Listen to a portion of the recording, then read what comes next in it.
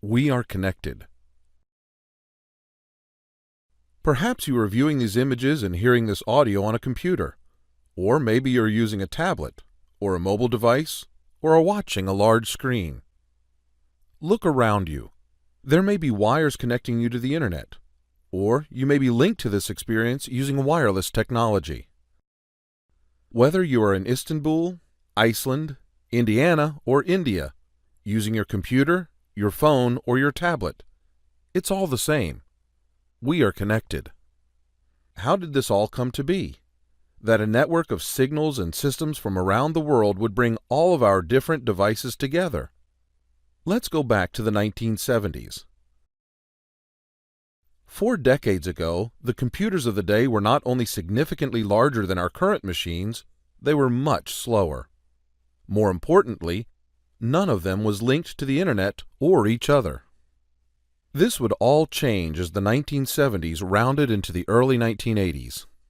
Around this time, Bob Metcalfe, the inventor of Ethernet, was among a group of individuals from the top computer companies in the world who wanted to make their products interoperable. The technology available to them at the time included Ethernet, just recently invented, and the earliest generations of local area networks, or LANs. Also available to them were different ways to work together. They could work in a membership-only organization or a standards development organization that is open to all. Ultimately, they decided to bring their project to IEEE to develop an open standard. They discussed and drafted performance requirements for Ethernet, specifying, for example, that it would work at 10 megabits per second. The IEEE family of 802 standards would explore and explain the related technology.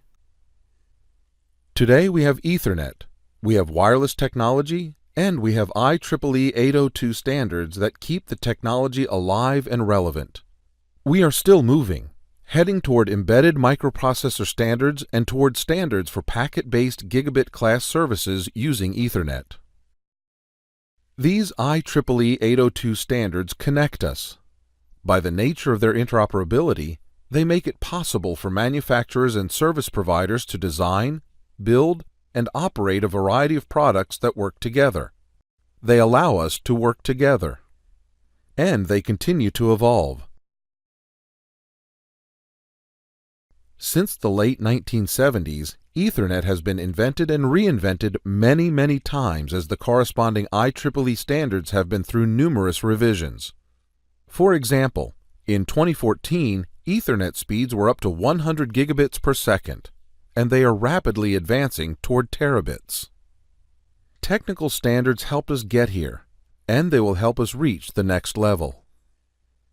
This video is the second in a series designed to teach the basics of standards education. Our focus today is on how and why standards are developed, and by whom. We will explore the wide range of individuals, companies, and countries that create and use standards.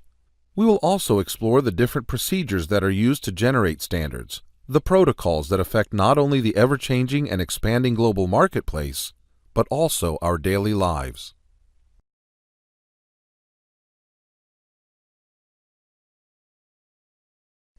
Not everyone needs to understand all that is happening behind the scenes with our electronic devices and communication networks, or ask why electronic devices run on specific voltages, how computers manage precise resources, or when network signal traffic should be directed to travel through wires or without wires. But someone has to. How standards developers arrive at and agree upon the levels of great precision, detail, or instruction included in standards does not happen overnight, nor does it happen on its own. Many years of research, debate, and revision go into standards development. This involves significant investment of time and potentially millions of dollars. Exactly how standards are developed depends upon the kind of standards that are being developed and at which standards organization. In the first video of this standards education series, we discussed de jure and de facto standards.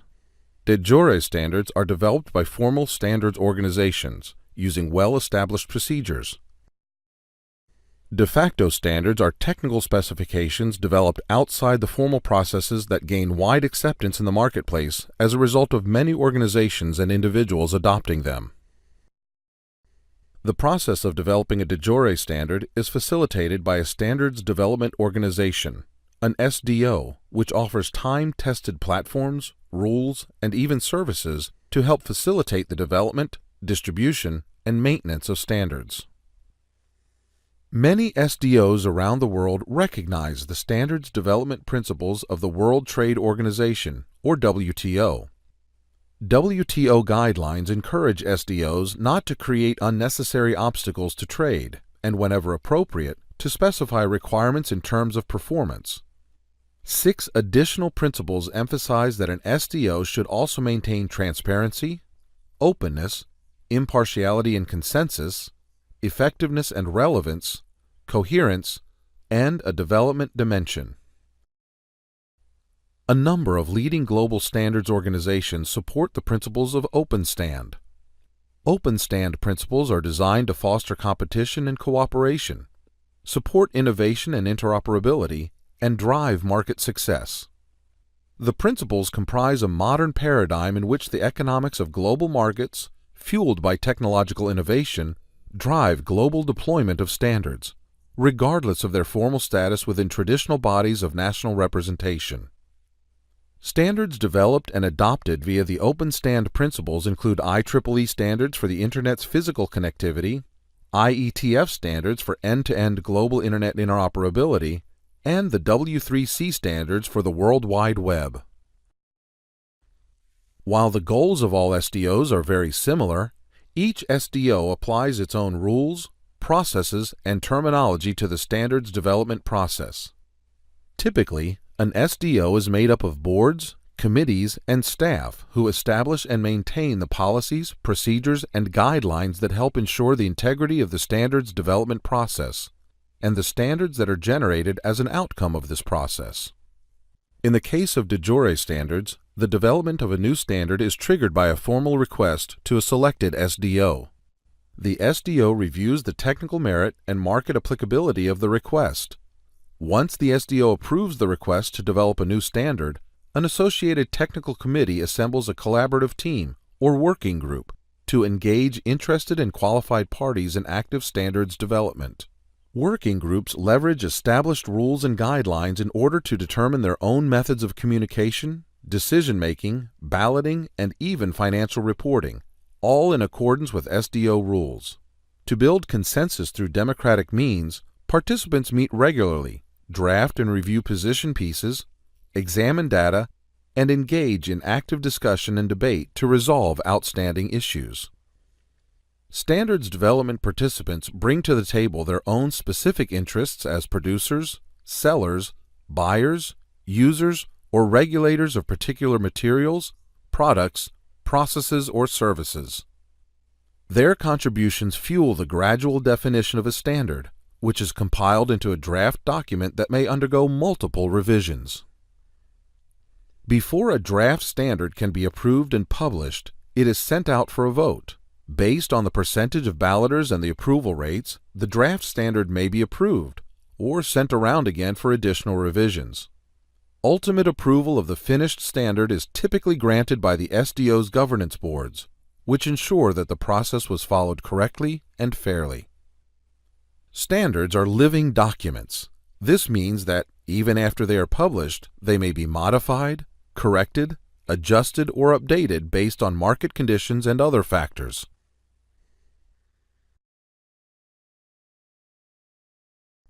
There are many different kinds of standards development organizations. They can be formal or informal. and they vary widely in terms of their participation, reach, and scope. For the purposes of categorization, standards development organizations can often be understood by their national, international, regional, or corporate focus. These definitions are expansive by nature, however, and evolve over time to meet social, political, and economic needs. There is one standard system with the organizations that follow a country-based model. In the country-based system, nearly every country in the world has a national standards body. There are differences in the levels of government affiliation, and not all of them actually develop standards. In China, the national standards body is SAC, the Standardization Administration of the People's Republic of China. In India, it is BIS, the Bureau of Indian Standards. In Germany, the national standards body is DIN, the German Institute for Standardization. ANSI, the American National Standards Institute, is responsible for standards written for an American audience. ANSI standards often become national regulations that affect daily life in the United States and beyond, extending their reach both regionally and internationally. Many countries maintain standardization research institutes to direct national standardization strategy. In addition to addressing issues specific to the residents of their countries, national standards bodies also represent their countries to the SDOs that allow national body membership and distribute voting rights accordingly, such as ISO, IEC, and ITU. ISO, the International Organization for Standardization, is a global network of national standards bodies that develop standards in partnership with the sectors that will put them to use, adopts them based on national input, and delivers them for implementation throughout the world. IEC is the International Electrotechnical Commission. In IEC, every member country, no matter how large or small, has one vote and a say in what goes into an IEC international standard. Over 10,000 experts from industry, commerce, government, labs, academia, and consumer groups participate in IEC standardization work.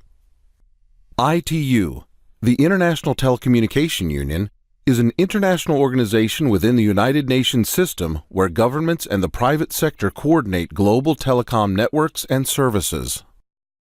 The ITU comprises three sectors: ITU-R, which handles radio communication, ITU-T, which is responsible for coordinating standards efforts, and ITU-D, which concentrates on development. Regional standards organizations represent the interests of different geographic or economic regions of the world. Examples of regional SDOs include Asia-Pacific Economic Cooperation, or APEC, the European Committee for Standardization, or CEN, the European Committee for Electrotechnical Standardization, or CENELEC, and the African Organization for Standardization, or ARSO. Other SDOs, like IEEE, the Internet Society, IAB, the Internet Architecture Board, and IETF, the Internet Engineering Task Force, are also global in their reach and scope, without country or regional representation. The interests of these industry and sector-based SDOs are borderless and driven by market and societal needs. These SDOs embrace an open, collective movement to radically improve the way people around the globe develop, deploy, and embrace technologies for the benefit of humanity. Standards consensus building at IEEE is coordinated by the IEEE Standards Association, known as IEEE-SA. At IEEE-SA, participation is not linked to country membership or national body representation. Rather, the overwhelming majority of IEEE standards are initiated, created, and maintained by individuals from more than 160 different countries who have a variety of technical needs and requirements. These diverse needs are addressed according to IEEE-SA's methodical and fair governance. IEEE-SA also employs a separate entity standards development process for standards that are sponsored by entities, such as corporations, governments, nonprofits, or associations. Entity projects are governed by the rules that help to ensure that no one interest, company, or organization dominates the standards development process.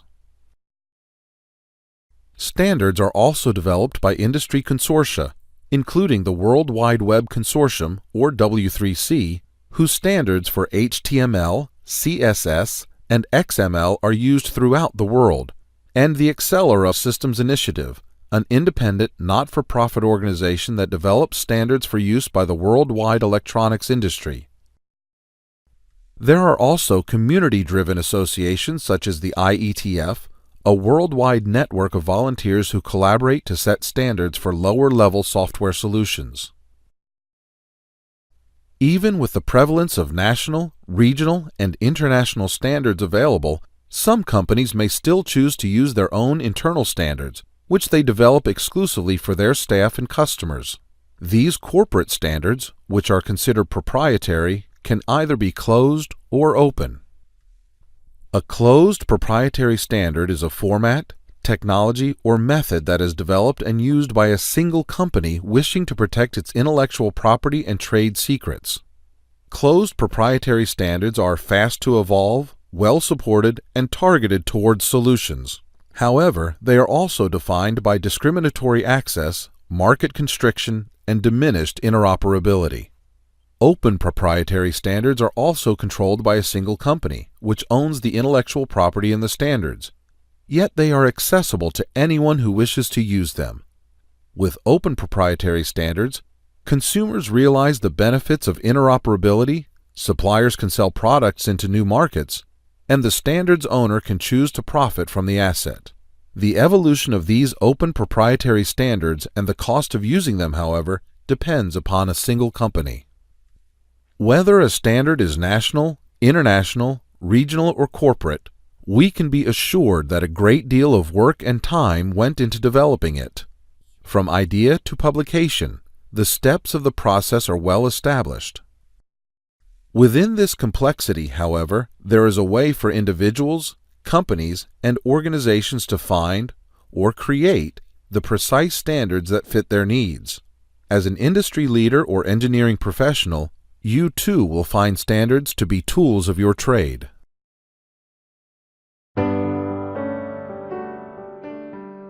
Standards provide a common language for all stakeholders: the public, governments, manufacturers, businesses, consumers, and educators. Standards development is driven by these different stakeholders. Governments establish initiatives for the development of standards in order to demonstrate social responsibility and to take active measures to ensure the safety of individuals and communities. Manufacturers establish standards to make it easier for consumers to understand and compare competing products. Only through the use of standards can requirements for interconnectivity and interoperability be ensured and the credibility of new products and new markets verified, enabling the rapid implementation of new technology. International business markets require standards to define accepted practices of trade. The globalization of markets will continue to emphasize the economic component of standardization and the demand for a balanced approach to the development and use of standards across regions. Global markets require globally relevant standards. Industries need standards to help lower the costs of products and services and the related implementation, training, and acceptance. At the same time that they encourage innovation, standards establish compatibility and interoperability for consumers. When companies develop standards that speed the time to market for new products, they are helping reduce the risk of product liability for themselves and consumers. Because standards are so important in industry, industry wants new engineers to know about standards. Educators more and more are incorporating standards education into their curricula. Additional information about standards is available from SDOs as well. In the 1970s and 1980s, standards were developed by individuals who relied on paper, printouts, travel, and shipping services. Today, standards development takes place using Internet tools, including virtual communities and electronic communication. These tools will bring about faster standards development and more efficient use and implementation of standards. Standards will not only be a part of the future, they will help to shape it. New engineers are encouraged to learn more. Contact IEEE or other standards development organizations for more information and to begin your own journey with standards development.